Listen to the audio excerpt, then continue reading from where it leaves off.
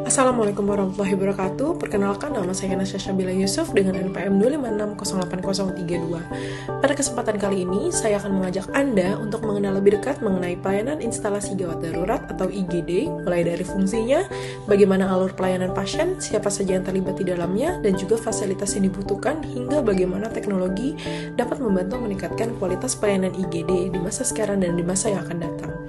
Bayangkan suatu malam, ketika sebagian besar dari kita sedang beristirahat, tapi tiba-tiba seseorang mengalami nyeri dada hebat, sesak nafas, kehilangan kesadaran, atau bahkan mengalami kecelakaan. Dalam situasi seperti itulah, kita tentu tidak bisa menunggu hingga keesokan harinya untuk mendapatkan pertolongan. Disinilah instalasi gawat darurat atau IGD memiliki peranan yang sangat penting. Sebelum membahas lebih jauh, sebenarnya apa sih yang dimaksud dengan instalasi gawat darurat? Jadi IGD merupakan bagian dari rumah sakit yang memberikan pelayanan kepada pasien yang membutuhkan penanganan segera, terutama pada kondisi yang berpotensi mengancam nyawa ataupun menyebabkan kesiasatan apabila tidak mendapatkan pertolongan dengan cepat.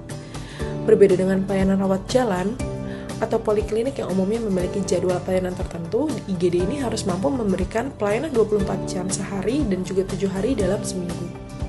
Artinya, kapanpun pasien membutuhkan pertolongan dalam kondisi gawat darurat, baik pagi, siang, malam, maupun pada hari libur, IGD harus siap memberikan pelayanan.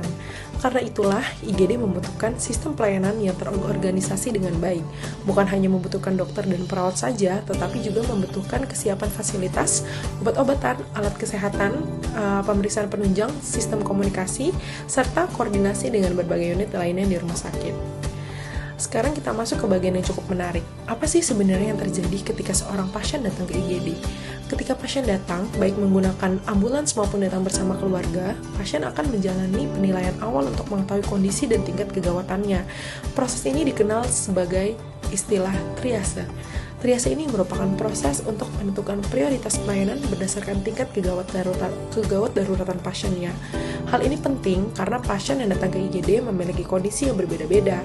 Ada pasien yang datang dengan keluhan ringan, dengan kondisi umum stabil, tetapi pada saat yang sama mungkin terdapat pasien lain yang mengalami penurunan kesadaran. Karena itulah, pelayanan di IGD tidak semata-mata menggunakan prinsip siapa yang datang terlebih dahulu, maka akan dilayani terlebih dahulu. Prioritas diberikan kepada pasien yang kondisi medisnya paling membutuhkan pertolongan segera. Setelah proses triase, pasien akan mendapatkan pemeriksaan lebih lanjut sesuai dengan kondisinya. Secara sederhana, kita dapat menggambarkan alur pelayanan IGD sebagai pasien datang, kemudian dilakukan triase, pemeriksaan, tindakan atau terapi, dan selanjutnya ditentukan disposisi pasien. Pada tahap pemeriksaan, dokter akan melakukan anamnesis atau menggali informasi mengenai keluhannya. Lalu diberikan pemeriksaan tambahan. Apabila kondisi pasien membutuhkan tindakan segera, tenaga kesehatan juga akan melakukan tindakan untuk menstabilkan pasien. Pelayanan IGD tentu tidak dapat berjalan hanya dengan satu profesi saja. Di balik pelayanan itu terdapat kerjasama dari berbagai tenaga kesehatan. Dokter dan perawat menjadi bagian penting dalam melakukan penilaian awal, monitoring, pemberian terapi, serta berbagai tindakan kegawat daruratan. Namun dalam proses pelayanan, mereka juga membutuhkan dukungan dari tenaga kesehatan dan unit lainnya. Misalnya, tenaga laboratorium membantu melakukan pemeriksaan darah yang dibutuhkan untuk mendukung diagnosis.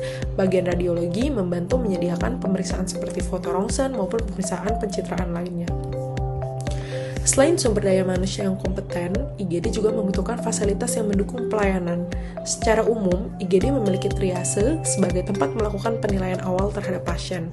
Kemudian terdapat ruang pemeriksaan dan tindakan, ruang observasi, serta ruang resusitasi yang digunakan untuk menangani pasien dalam kondisi kritis.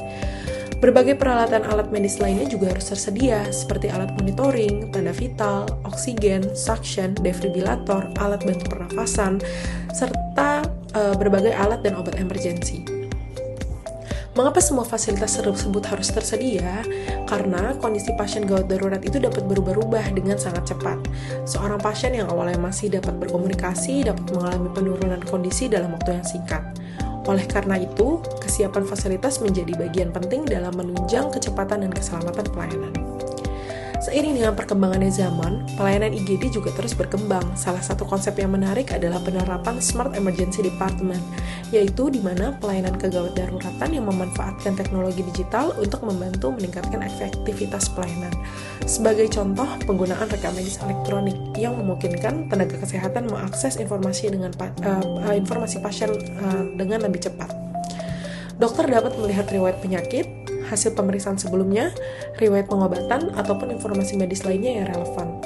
Sistem rumah sakit juga dapat mengintegrasikan pelayanan IGD dengan laboratorium, radiologi, farmasi, ruang rawat inap, dan juga unit lainnya.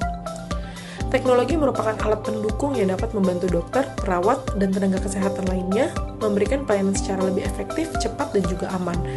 Keputusan klinis dan tanggung jawab terhadap pelayanan pasien tetap berada pada tenaga kesehatan yang kompeten. Ketika membicarakan IGD, mungkin yang pertama kali muncul dalam pikiran kita adalah kecepatan. Padahal, pelayanan gawat darurat yang berkualitas bukan hanya tentang seberapa cepat seorang pasien mendapat tindakan. Ada aspek lain yang tidak kalah penting, yaitu keselamatan dan juga empati. Bayangkan bagaimana perasaan seorang pasien ketika datang ke IGD. Pasien mungkin sedang merasa sakit, takut, panik, atau bahkan tidak memahami apa yang sedang terjadi pada dirinya. Begitu juga dengan keluarga pasien. Mereka mungkin merasa cemas dan membutuhkan informasi mengenai kondisi orang yang mereka sayangi. Dengan demikian, pelayanan IGD seharusnya mampu menggabungkan 4 hal penting, yaitu cepat dalam merespons, tepat dalam memberikan pelayanan, aman bagi pasien, dan juga tetap manusiawi dalam berkomunikasi. Dari penjelasan tersebut, kita dapat memahami bahwa instalasi gawat darurat bukan hanya sebuah ruangan di rumah sakit yang menerima pasien dalam kondisi gawat darurat. Di dalamnya terdapat sebuah sistem pelayanan yang kompleks. Ada proses triase, pemeriksaan, tindakan, monitoring, pemeriksaan penunjang, hingga penentuan pelayanan lanjutan bagi pasien. Semua proses tersebut membutuhkan tenaga kesehatan yang kompeten, fasilitas yang memadai, teknologi yang mendukung, serta komunikasi dan kerjasama tim yang baik. Perkembangan teknologi tentunya dapat membuat pelayanan IGD menjadi semakin efektif, namun pada akhirnya tujuan utama dari seluruh sistem tersebut tetap sama, yaitu memberikan pelayanan yang cepat, tepat, aman, berkualitas, dan berorientasi pada keselamatan pasien. Karena dalam sebuah kondisi gawat darurat, setiap menit sangat berarti, setiap keputusan memiliki dampak, dan setiap tindakan dapat menjadi harapan bagi seorang pasien. Sekian dari saya. Terima kasih, saya Natasha Bella Yusuf dengan NIM NPM 256080032.